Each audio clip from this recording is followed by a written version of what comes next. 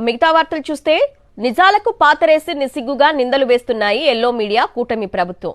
అమెరికాలో అదానీ సంస్థపై అభియోగాలు నమోదైతే ఇక్కడ వైఎస్ జగన్ పై విష ప్రచారం చేస్తున్నారు. కేంద్ర ప్రభుత్వ రంగ సంస్థ సెకీతో గత వైఎస్ఆర్సీపీ ప్రభుత్వం ఒప్పందం కుదుర్చుకుంటే అదానితో రాష్ట్ర ప్రభుత్వానికి ఏం సంబంధం? అసలు అధిక ధరలకు పీపీఏలు చేసి అడ్డగోలు స్కామ్లకు పాల్పడిందే చంద్రబాబు. అది పక్కన పెట్టి పచ్చముఠ వైఎస్ జగన్ పై దుష్ప్రచారం చేస్తోంది.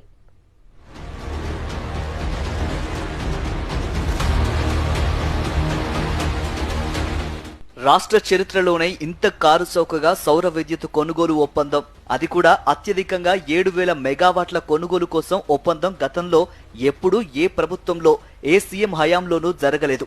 డిస్కంలు కూడా ఇలాంటి ఒప్పందాన్ని ఎన్నడూ కుదుర్చుకోలేదు. అందులోనూ కేంద్రమే స్వయంగా లేఖ రాసి మరీ యూనిట్ ₹2.49 చొప్పున 25 ఏళ్ల పాటు నిరాటంకంగా విద్యుత్ సరఫరా చేస్తామని ముందుకొస్తే ఏ రాష్ట్ర ప్రభుత్వమైనా కాదంటుందా? రైతులకు ఉచిత విద్యుత్పై గత వైఎస్ఆర్సీపీ ప్రభుత్వం దూరదృష్టి, సోలార్ పై ఏపీ విధానాలను అభినందిస్తూ స్వయంగా సెకీ నాడు లేఖ రాసింది. సరఫరా ఛార్జీల భారం లేకుండా అత్యంత చౌకగా కరెంటు అందిస్తామని సంసిద్ధత తెలిపింది. ఎవరు మాత్రం దీన్ని కాదంటారు? అంతేకాకుండా అప్పటికీ యూనిట్ ₹5.10 చొప్పున కొంటున్నారు.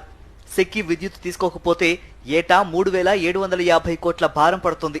ఒకవేళ తీసుకోకుంటే